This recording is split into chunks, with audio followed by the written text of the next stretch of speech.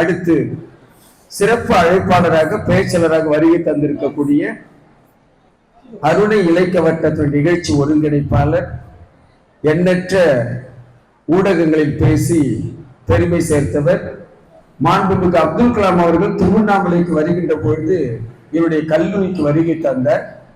கலாம் ஐயாவை நோக்கி நம்முடைய அஜ்மல் அவர்கள் கொஸ்டின் கேட்கிறார். ஐயா, ரொம்ப அந்த நிறைகுடத்தை பார்த்து கொஸ்டின் ரொம்ப கவனமா கவனிங்க. நீங்கள் ஒரு சிறந்த ஒரு விஞ்ஞானியாக இருக்கிறீர்கள். உங்களுக்கு எந்த துறையின் மீது அதிகமான நாட்டம் என்று சொல்லுகின்ற பொழுது அவர் சொல்லுகிறார், எனக்கு விஞ்ஞானியாக இருப்பதை விட மாணவர்களுக்கு பாடம் கற்றுத் தருகின்ற பேராசிரியராக இருக்கின்ற பொழுதுதான் உண்மையிலே எனக்கு மற்றற்ற மகிழ்ச்சி என்று அப்துல் கலாம் அவர்கள் இவர் கேட்ட கேள்விக்கு பதில் சொன்னார். அனைத்து ஊடகங்களிலும் செய்தித்தாளில் வந்த செய்தி, கல்லூரி பாராட்டி பரிசு கொடுத்த ஒரு அற்புதமான செய்தி. சிறந்த பேச்சாளர், என்னை விட அற்புதமாக பேசக்கூடிய ஒரு அற்புதமான பேச்சாளர். இந்த உங்களுடைய வாழ்த்துக்களோடு ரவுலா ஷாப்பிங் மால் அதனுடைய சிறந்த நிகழ்வுக்காக வருகை தந்து பெருமை சேர்த்திட்ட ஐயாவுடைய அன்பினை பெற்றிருக்கக்கூடிய அஜ்மல் என்று சொல்லக்கூடிய முத்தமிழன் இதோ வரமே என்று பேச வருகிறார். அன்னையும் பிதாவும் ஆகிய என் முன்னறி தெய்வங்களை முதற்கண் வணங்கி மகிழ்ந்து அற்புதமான ஒரு கல்விக்கூடம் இது. மவுண்ட் செயின்ட் ஜோசப் மெட்ரிக் மேல்நிலை பள்ளி. நான் அந்த காலத்துல இருந்தே நான் படிக்கும் போதெல்லாம் இந்த பள்ளியில படிக்கிறதுக்கு சீட் கிடைக்கிறதே ரொம்ப பெரிய விஷயம். ஆமாம், நான் ஒரு ஆவரேஜ் பையன், எனக்கு கிடைக்கல. நான் வேற ஒரு பள்ளியில போய் படித்தேன். ஆனா உங்களுக்கு எல்லாம் அந்த பாக்கியம் கிடைத்திருக்கின்றது என்று சொல்லும் பொழுது உண்மையிலே மட்டற்ற மகிழ்ச்சி. இந்த எம்எஸ்ஜேவில் நின்று கொண்டு நான் பேசுவதை மிகுந்த பெருமையோடு பார்க்கின்றேன். இந்த பெருமித உணர்வை எனக்கு வழங்கியிருக்கக்கூடிய இந்த பள்ளியை சார்ந்த நிர்வாகிகள், குறிப்பாக இயக்குனர் அம்மா உள்ளிட்ட தலைமை ஆசிரியர் உள்ளிட்ட இருபால் ஆசிரியர் பெருமக்கள், மாணவ செல்வங்கள் அத்துணை பேருக்கும் என்னுடைய நன்றி கலந்த வணக்கங்களை தெரிவித்துக் கொண்டு,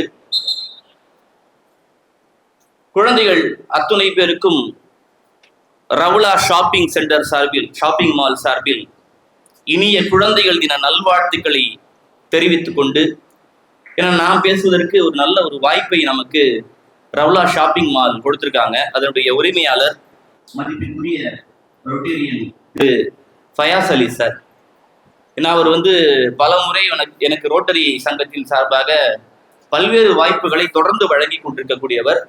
நேற்றைக்கு தான் அவர் தொலைபேசியில சொன்னார், இந்த மாதிரி நாளைக்கு ஒரு நிகழ்ச்சி இருக்கு, நீங்க அவசியம் கலந்துக்கணும்ட்டு. நானும் விடுமுறை போட்டு தான் வந்திருக்கேன்.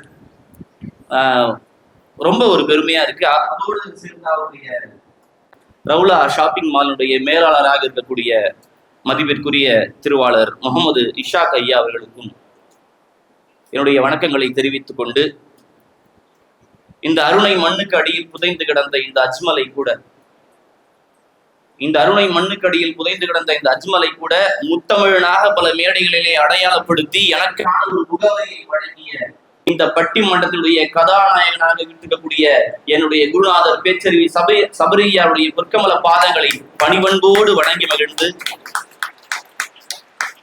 எண்ணணி சார்ந்த பேச்சாளர்களையும் எதிரணி சார்ந்த வம்பர்களையும் வணங்கி மகிழ்ந்து, ஆமா வம்பர்கள் தான். என்ன தலைப்பு விட்டுருக்கீங்க? இன்றைய கால கிட்ஸ்ன்னு சொல்லிட்டீங்க. ஆமா ஆமா, 2K கிட்ஸ்க்கு காதல் தேவையா? இப்போ காதல் தேவையா? காதலை பத்தி பேசிட்டு போய் உட்காந்துருக்காங்க மேடம். பின்னாடியே சகோதரி வந்தாங்க, நிறைய பேசலாம். இது எல்லாத்துக்கும் தொடங்குறதுக்கு முன்னால அந்த அணியுடைய அணி தலைவரா உட்காந்துருக்காருல கணேஷ் சார், அவர் ஒரு உதாரணம் சொல்றேன்னு சொல்லிட்டு ஒண்ணு சொன்னாங்க. ஒரு தம்பியை கூப்பிட்டாரு, ஒரு வாட்டர் கேன் வாங்கி வச்சாரு, தண்ணியை லபக்கு லபக்குன்னு குடிச்சாரு. அது ஒரு பென்சிலை கொண்டு போடணும் அப்படின்னாரு. அதுக்கப்புறம் கேமராவை ஆன் பண்ணிட்டு நீ அந்த கேமராவை பார்த்தபடியே போய் போடணும்னு சொன்னாரு. சொல்லிட்டு சமூக வலைத்தளம் சாபம் தான் அப்படின்னாரு. ஐயா, நான் கேட்கிறேன், ஒரு எழுதுகோலினுடைய இலக்கு என்ன? எழுதுகோளுடைய இலக்கு நல்ல எழுத்துக்களை எழுதணும். ஆமா, நாம நினைக்கக்கூடிய செய்திகளை எழுதணும். வெண்தாளை அது உழணும். அப்ப எழுதுகோளுடைய இலக்கு எழுதுவது. ஒரு வாட்டர் கேனுடைய இலக்கு என்னது? அதுல தண்ணீரை நிரப்புவது, தேவையான போது குடிக்கணும். இதுதானே. ஆமா. இந்த ரெண்டு ஒருத்தன் பென்சில் எடுத்தா எழுத போறான், பேனாவை எடுத்தா எழுத போறான், வாட்டர் கேன் எடுத்தா தண்ணி குடிக்க போறான். இந்த வேலையை விட்டுட்டு எவனாச்சும் கிறுக்கன்னா போனை கையில பிடிச்சிக்கின்னு இந்த மாதிரி டாஸ்க் எல்லாம் செய்வான். சரிங்களா? என்ன இலக்கோ அந்த இலக்கை நோக்கி பயணிக்க வேண்டும். ஏனென்றால் நம்முடைய மவுண்ட் பள்ளி மாணவர்கள் அப்படிப்பட்டவர்கள் கிடையாது. விடியும் விடியும் என்று தன்னை நம்பிக்கொண்டிருப்பவர்களுக்கு மத்தியில் முடியும் முடியும் என்று தன்னை மட்டுமே நம்பக்கூடியவர்கள் தான் இந்த MSJ மாணவர்கள் என்று சொன்னால் அது மிகையாகாது. அப்போ அவர் சொல்றாரு, உனக்கு சோசியல் மீடியாவை அறிமுகம் பண்ணி வச்ச நண்பனை தான் குறை சொல்லணும் அப்படின்னு பேசினாரு. ரொம்ப மன வருத்தமா இருந்துச்சு. எனக்கு பின்னாடி வேற வந்து அவர் சொல்லுவாரு, நான் கவுண்டருக்கு கவுண்டர் என்ன வேணா சொல்றேன். சரிங்களா? அவர் நீங்க அறிமுகப்படுத்தும் போது சொன்னீங்க ஒரு தொலைக்காட்சியுடைய ஒருங்கிணைப்பாளர், நிகழ்ச்சி ஒருங்கிணைப்பாளர்னு சொல்லிட்டு. நான் அவர்கிட்ட கேட்கும்போது அவர் வந்து என்ன பர்சனலா அறிமுகப்படுத்தி வச்சாரு. நான் வந்து மிஸ்டர் கணேஷ், நான் ஹால்மார்க்னு சொல்லிட்டு ஒரு யூடியூப் சேனல் வச்சிருக்கேன் அப்படின்னாரு. சொன்னாரா இல்லையா? நம்ம சொன்னாரு. அப்போ சமூக வலைதளம் சாபம்னு பேசுறவரு எதுக்கு யூடியூப் சேனல் நடத்தணும்னு நான் கேக்குறேன். இப்ப இதை ரெக்கார்ட் பண்ணிட்டு அவர் போயிட்டு நீங்க சமூக வலைதளத்தெல்லாம் போடுவீங்க. இப்ப மேடம் பேசுறதையோ இல்ல சகோதரி பேசுனதையோ நீங்க அந்த யூடியூப் சேனல்ல தான் போடணும். ஏன் போடுறீங்க? அதான் சாபமாச்சே. சாபமாச்சே, ஏன் போடுறீங்க? விட்டுட்டு போலாம் இல்ல? இதெல்லாம் நீங்க கொஞ்சம் சிந்திக்கணும். மேடம் வந்தாங்க, பேசினாங்க. மனிதனுடைய கண்டுபிடிப்பு எது தெரியுமா? நெருப்பு கண்டுபிடிச்சான், சக்கரம் கண்டுபிடிச்சான், கரண்ட் கண்டுபிடிச்சான், கணிப்பொறியை கண்டுபிடிச்சான், கைபேசி கண்டுபிடிச்சான், கன்றாவியா போச்சு சமுதாயம் அப்படின்னாங்க. நான் சொல்றேன், மேடம் நீங்க போனே வச்சுக்கீங்களா?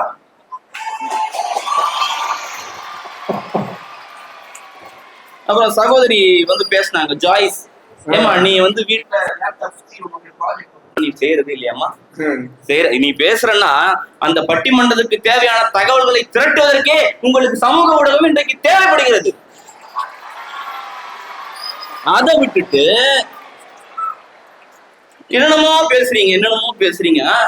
என்னுடைய முறுக்கு மீசை பாரதியார் சொன்னார் ஒரு பாட்டு, நம்முடைய குழந்தைகளை பார்த்து பாடினாரு. காலை எழுந்தவுடன் படிப்பு, பின்பு கனிவு கொடுக்கும் நல்ல பாட்டு, மாலை முழுவதும் விளையாட்டு என்று வழக்கப்படுத்திக் கொள்ளு பாப்பா அப்படின்னு பாடினாரு.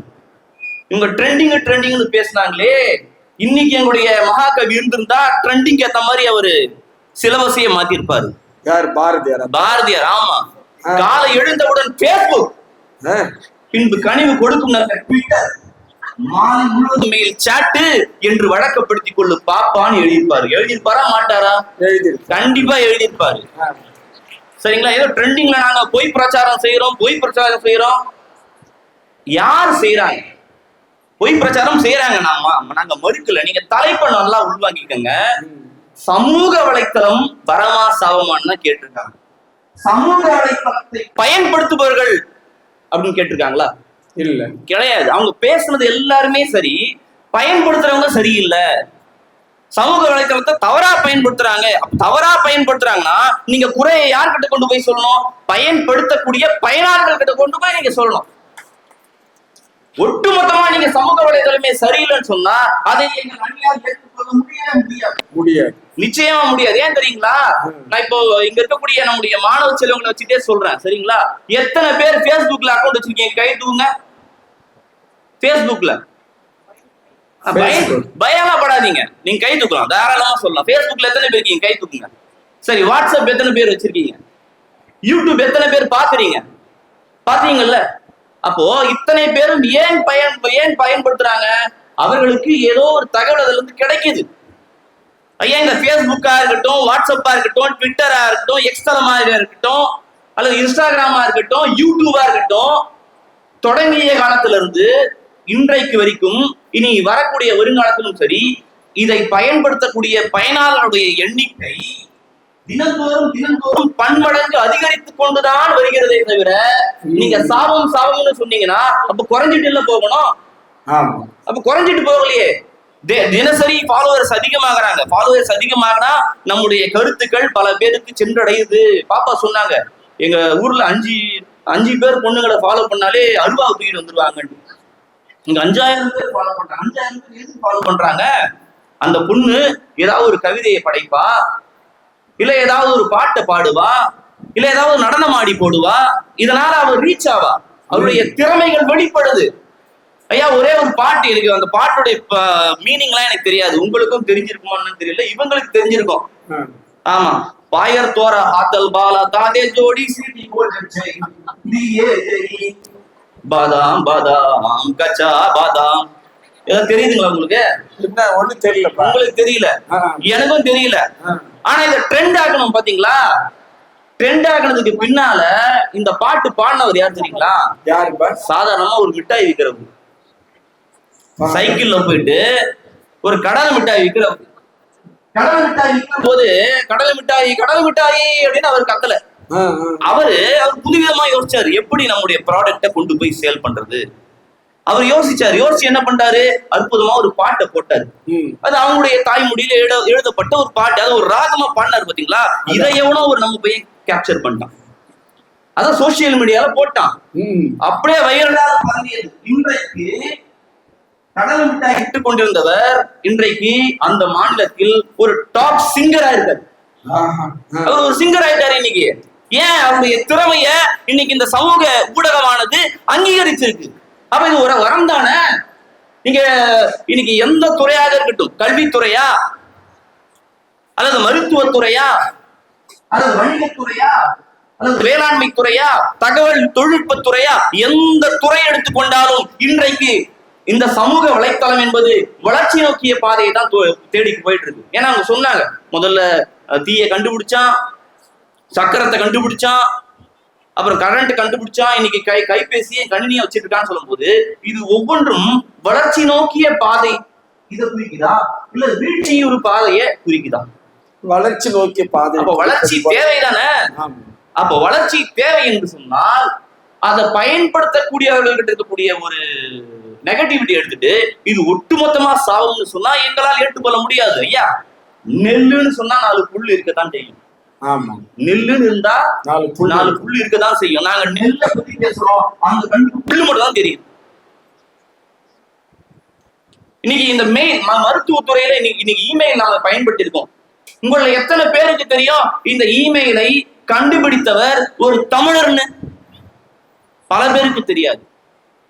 நம்முடைய தமிழ்நாட்டை சார்ந்த ராஜபாளையம் என்று சொல்லக்கூடிய ஒரு ஊருக்கு பக்கத்துல கூடிய சிறிய கிராமம், அந்த சிறிய கிராமத்தில் பிறந்தவர் தான் சிவா ஐயாதுரை என்று சொல்லக்கூடிய ஒரு இளைஞர். அந்த இளைஞர் பின்னால படிப்பதற்காக அமெரிக்காவுக்கு போறாரு. ஏன்னா அவருடைய பெற்றோர்கள் அமெரிக்காவில் செட்டில் ஆயிட்டாங்க. அவங்க அம்மா பாத்தீங்கன்னாக்கா அமெரிக்கால இருக்கக்கூடிய ஒரு மருத்துவ பல்கலைக்கழகத்தினுடைய பேராசிரியரா அவங்க பணியாற்றி கொண்டிருக்கிறாங்க. இவருடைய திறமையை கண்டறிந்து சிவா ஐயாதுரைய ஒரு ஆராய்ச்சி மாணவரா அந்த பல்கலைக்கழகம் சேர்ந்தது. இவருடைய அதீத தொழில்நுட்ப அறிவால அவருக்கு ஒரு டாஸ்க் கொடுக்கப்படுது. நம்ம சார் கொடுத்த மாதிரி டாஸ்க் எல்லாம் கிடையாது, அது வேஸ்ட் டாஸ்க், அது யூஸ்ஃபுல்லான ஒரு டாஸ்க். என்ன தெரியுங்களா? அதற்கு முன்பு வரைக்கும் ஒரு மருத்துவ நோயாளியுடைய தகவல்கள் அத்தனையும் காகிதத்தில் மட்டும்தான் இருந்தது. இந்த தகவல்களை பரிமாறுவதற்கு காகிதம் தான் போயிட்டு இருந்துச்சு. அப்போ இவங்க சொல்றாங்க, உன்னுடைய தொழில்நுட்பத்தை பயன்படுத்தி இந்த தகவல் பரிமாற்றத்தை ஒரு கணினியிலிருந்து ஒரு கணினிக்கு மாற்ற முடியுமா அப்படின்னு கேட்ட போது அந்த கேள்விக்குறியுடைய தலையை தட்டி தட்டி தட்டி ஆச்சரியக்குறியாக மாற்றி இமெயில் என்று சொல்லக்கூடிய ஒரு புது விஷயத்தை கண்டுபிடித்தவர் தமிழராகிய சிவா ஐயாதுரை என்று சொன்னால் சமூக வலைத்தளம் நமக்கு வரம் தான். அதுக்கப்புறம் ஒரு காப்பிரைட் சாங்லாம் விட்டார். இன்னைக்கு கூட பாத்தீங்கன்னாக்கா இந்த மெயில்ல பாத்தீங்கன்னாக்கா inbox, outbox, from to, subject, CC, BCC, data, அப்புறம் அந்த பாடி, ஃபார்மல், அந்த ஃபார்வர்டு, ரிப்ளே, இந்த எல்லா அம்சங்களையும் கண்டுபிடித்தவர் யார் என்று சொன்னால் ஒரு தமிழர். நீங்க சொன்னீங்க மாதா பிதா குரு கிடையாது, கூகுள் தான் தெய்வம்னு சொன்னீங்க. ஏன் நீங்க கூகுளை குறை சொல்றீங்கன்னு தெரியல. இன்றைக்கு கூகுளினுடைய சிஇஓவா இருக்கக்கூடியவர் சுந்தர் பிச்சை என்று சொல்லக்கூடிய நம்முடைய தமிழ் மண்ணில் பிறந்த ஒரு தமிழர்னு சொன்னா நம்ம காலரை தூக்கி நம்ம பாராட்டணும் இல்லைங்களா? ஏன் நீங்க அதை நெகட்டிவிட்டியா பாக்குறீங்க எனக்கு தெரியல. சமூக வலைத்தளத்துல நம்ம உறுப்பினரா இருக்கோம்னு வச்சுக்கோங்க, அது எதுவா இருக்கட்டும், அது யூடியூபா இருக்கட்டும், இன்ஸ்டாகிராமா இருக்கட்டும், அல்லது ஃபேஸ்புக்கா இருக்கட்டும், வாட்ஸ்அப்பா இருக்கட்டும், எதுவானாலும் இருக்கட்டும், நம்ம ஒரு உறுப்பினரா இருக்கோம் அப்படின்னாக்கா இந்த உலக சமுதாயத்தினுடைய ஒரு பகுதியாகவே நாம் மாறுகிறோம் என்பதற்கு பல்வேறு எடுத்துக்காட்டுகளை நம்மளால சொல்ல முடியும். சரிங்களா? நம்ம சமுதாயத்துல நடந்து போயிட்டு இருக்கோம், எத்தனையோ அவலங்கள் நம்முடைய கண்கள்ல படுது. ஒரு காலத்துல நம்ம என்ன செய்வோம், இந்த பிரச்சனைக்கும் நமக்கு என்னையா சம்பந்தம், நம்ம கடந்து போயிடலாம்னு சொல்லிட்டு ஈஸியா கடந்து போயிட்டே இருப்போம். ஆனா இன்னைக்கு அப்படி கிடையாது. ஒவ்வொருவரிடத்திலும் கைபேசி என்று சொல்லக்கூடிய ஒரு மகத்தான ஆயுதம் இருக்கு. பாதகம் செய்பவரை கண்டால் நீ பயம் கொள்ளல் ஆகாது பாப்பா, மோதி மிதித்து விடு பாப்பா, அவர் முகத்தில் உமிழ்ந்து விடு பாப்பா என்று சொல்வது போல எங்களுடைய அணியில் பேசினாங்க, மேடம் பேசினாங்க. பெண்களுக்கு இன்னைக்கு எத்தனையோ வன்கொடுமைகள் நடக்குது. அது பள்ளிக்கூடங்களில் படித்தாலும் சரி, அல்லது நாளை பணிபுரியக்கூடிய இடங்களுக்கு சென்றாலும் சரி, இது தொடர்கதையாவே இருக்குதுன்னு சொன்னாங்க. என்னமோ இன்னைக்கு மட்டும் இருக்கிற மாதிரி. அந்த காலத்துல இருந்தே அது இருக்கு. ஆனா இந்த காலத்துல அது பரவலாக பேசப்படுது, ஒரு சமூக விழிப்புணர்வாக மாற்றப்படுகிறதுன்னு சொன்னா அதற்கு மிக முக்கியமான காரணம் என்ன தெரியுங்களா? இன்றைக்கு பெண்களுடைய பாதுகாப்புக்காக காவலன் என்று சொல்லக்கூடிய ஒரு மகத்துவமான ஐ எம் சேஃப் என்று சொல்லக்கூடிய ஒரு மகத்துவமான ஆப் வந்திருக்கு. ரக்ஷா என்று சொல்லக்கூடிய ஒரு மகத்துவமான ஆப் வந்திருக்கு. இந்த ஆப் வழியாக உங்களுடைய பாதுகாப்பை நீங்கள் பிறரை டிபெண்ட் செய்து வாழ வேண்டும் என்ற அவசியம் இல்லை. உங்களுக்கான பாதுகாப்பை நீங்களே தேடிக்கொள்ளலாம். இதுதான் சமூக வலைத்தளம், இதுதான் எங்களுக்கு வரம். மறுக்க முடியுமா உங்களால? நிச்சயமா மறுக்கவே முடியாது. மனித குறையில எப்படிப்பட்ட ஒரு மாபெரும் வளர்ச்சி இன்னைக்கு இந்த சமூக வலைதளம் கொடுத்துருக்கு தெரியுங்களா? நம்ம கணேஷ் சார் இருக்காரு, ரவுலா ஷாப்பிங் சென்டருக்கு போறாரு. அந்த கூப்பிட்டாரு ஒரு மாணவர், இந்த மாணவருக்கு ஒரு பரிசு அளிக்கணும்னு சொல்லிட்டு ஒரு பேனாவோ ஒரு நோட்டோ வாங்குறாருன்னு வச்சுக்கோங்க. ஒரு பேனாவுடைய விலை எவ்வளவு இருக்குயா? இது 5 ரூபாயில இருந்து இருக்குதுப்பா, நல்ல ஒரு 5 ரூபாய் வரைக்கும் இருக்கு. சரி, இவர் வாங்குறாரு ஒரு 50 ரூபாய் 100 ரூபாயில வாங்குறாருன்னு வச்சுக்கோங்களேன். அவங்க கேஷ் கவுண்டர்ல போயிட்டு ஒரு 500 ரூபாய் நோட்டு கொடுக்குறாரு. அவங்க கிட்ட சில்லற இல்ல. உடனே இவர் என்ன பண்ணுவாரு, வெளியில போய் சில்லற மாதிரி வந்து கொடுப்பாரா? கிடையாது. அவர் போன்லயே வச்சிருப்பாரு. பேடிஎம் பண்ணுங்க, பண்றாரா இல்லையா? பண்றாங்க. வெளியில போய் ஒரு டீ சாப்பிடணும், 10 ரூபாய் டீ சாப்பிடணும் சரி, இல்ல வீட்டுக்கு தேவையான ஒரு பால் பாக்கெட் வாங்கிட்டு வரணும்னா சரி. இன்னைக்கு நம்ம இதுதாங்க டிஜிட்டல் இந்தியா. நம்ம டிஜிட்டல் இந்தியாவை நோக்கி போயிட்டு இருக்கோம். இவங்க இன்னும் அந்த பூமர் அங்கிள் மாதிரியே பேசிட்டு இருக்காங்க. என்னால ஏற்றுக்கொள்ள முடியல. சரிங்களா? நிறைய விஷயங்கள் அவங்க சொன்னாங்க. அப்புறம் சகோதரி வந்து சொன்னாங்க, அமேசான்ல ஆர்டர் பண்ணோம், செங்கல் தான் வந்துச்சுன்னு சொல்லிட்டு. எல்லாருக்குமா செங்கல் வருது? அமேசான்ல யாரும் ஆர்டர் பண்றாங்க. நானே பல முறை பல விதமான பொருட்கள் ஆர்டர் பண்ணி வாங்கியிருக்கேன் ஆன்லைன் ஷாப்பிங்ல. எனக்கு அந்த மாதிரி செங்கல்லாம் வரலீங்களே. யாரோ ஒருவருக்கு நடக்கக்கூடிய ஒரு தவறை மட்டுமே நீங்க பெருசா உதாரணமா அப்படியே ஊதி பெருசாகாதீங்க. ஏன்னா சமூக வலைத்தளங்கள் என்பது பலருக்கும் வரமாகத்தான் இருக்கிறது. அங்கங்க ஏதாவது சில பிழைகள் நடக்கும். அதற்கு சமூக வலைத்தளமே குற்றம்னு நீங்க சொன்னீங்கன்னா அதை ஏற்றுக்கொள்ள முடியாது. ஏன்னா தெரியுங்களா, அதை பயன்படுத்தக்கூடியவர்கள் சரியாக பயன்படுத்த வேண்டும், பயன்படுத்த தெரிஞ்சுக்கணும். அது தெரியாம அவன் தவறுதலா பயன்படுத்தி ஃபேக் ஐடி வச்சிருக்கான் அப்படின்னா, நிறைய பாதுகாப்புக்காக எவ்வளவு பிரைவேசி இருக்குங்களே. இன்ஸ்டாகிராம்ல பிரைவேசி என்ற இருக்கே, நிறைய விஷயங்கள் அவன் கொடுத்துருக்கான். சமூக முதல்ல பேஸ்புக்ல வந்து எல்லாத்துக்கும் லைக் தான். என் பாட்டி செத்து போயிட்டான்னு ஒரு பதிவு விட்டா அதுக்கும் லைக் தான் போடுறாங்க. அப்போ இது வந்து பாத்தீங்கன்னாக்கா இது ஒரு குறையாக இருந்தது. நாங்க எடுத்து சொல்றோம், சமூக வலைத்தளம் தன்னை மேம்படுத்தி கொண்டது. இன்னைக்கு பாருங்க, சேட் எமோஜி வந்துருச்சு. அப்ப சமூக வலைத்தளம் என்பது என்றைக்கும் அப்படியே இருக்காது. அது காலத்திற்கேற்ப தன்னைத்தானே தகவமைத்துக் கொள்ளும், மேம்படுத்திக் கொள்ளும். இதுதான் சமூக வலைத்தளம். அந்த மேம்படுத்திக் கொள்ளக்கூடிய அந்த பாதையெல்லாம் நீங்க பார்க்கணுமே தவிர அதை ஒரேடியா நீங்க சாபம்னு சொன்னீங்கன்னா என்னால் ஏற்றுக்கொள்ள முடியாது. இன்னைக்கு யாரெல்லாம் போன் வச்சிருக்காங்களோ எல்லாருமே யூடியூப் சேனல் வச்சிருக்காங்க ஐயா, எல்லாருமே வச்சிருக்காங்க. இந்த கொரோனா பற்றி பேசினாங்க. இந்த கோவிட் டைம்ல வீட்டுல எல்லாருமே முடங்கி இருந்தோம், சமூக தொடர்பே இல்லாமல் இருந்தது. அப்படிப்பட்ட சூழல்ல நானும் என்னுடைய பள்ளி நண்பனும் இணைந்து தமிழ் உலகு வலைக்காட்சி என்ற ஒரு மாபெரும் யூடியூப் சேனல் ஆரம்பிச்சோம். நீங்க சொன்னீங்க என்னென்னமோ பேசுறாங்க யூடியூப்ல, என்னென்னமோ பண்றாங்கன்னு சொல்லிட்டு. பயனுள்ள வகையில் நாங்கள் பயன்படுத்தினோம். உங்களுக்கே தெரியும், நீங்களே எங்களுடைய தமிழ் உலக வலைக்காட்சியில பல முறை பல நிகழ்ச்சிகள் வந்து பேசியிருக்கீங்க. தமிழ் சார்ந்த சிந்தனையை இன்றைக்கு இருக்கக்கூடிய இளைய தலைமுறையிடத்திலே விதைக்க வேண்டும், தாய்மொழியால் அவர்கள் வளர வேண்டும் என்ற உன்னத நோக்கத்தின் அடிப்படையில் தமிழ் உலக வலைக்காட்சியை நாங்கள் ஆரம்பித்தோம். 1.5 ஆண்டுகளில் 2000 பயனாளர்களை நாங்கள் பெற்றோம் என்று சொன்னால், அது மட்டும் இல்ல, எங்களுடைய அந்த வளர்ச்சியை பார்த்து திருவண்ணாமலையில் இருக்கக்கூடிய பேர்ல்ஸ் ரோட்டரி சங்கம் என்று சொல்லக்கூடிய ஒரு மகளிர் ரோட்டரி அமைப்பு எங்களை அழைச்சி போற்றி எங்களுக்கு ஒரு விழாவே வச்சாங்க. ஏன் அவங்க சமூக வலைத்தளம் சாபம் கூப்பிட்டு மாட்டாங்க இல்லையா? எங்களை கூப்பிட்டு ஏன் அவங்க அங்கீகரிக்கணும்? எங்களுடைய செயல்பாடுகளுக்கு ஏன் அவர்கள் ஊக்கம் கொடுக்க வேண்டும்? ஏனென்றால் சமூக வலைத்தளம் என்பது வரமாக திகழ்கின்றது. சரிங்களா? இறுதியாக நான் இப்படியாக முடிக்கின்றேன். ஒரு அருமையான ஒரு திரை இசை பாடல் மேடம் பாடினாங்க. எனக்கும் பாட தெரியும், இப்போ எனக்கு தொண்டை சரியில்லை, அதனால நான் வரிகளை மட்டும் சொல்றேன். நான் கண்டது 6 அறிவு.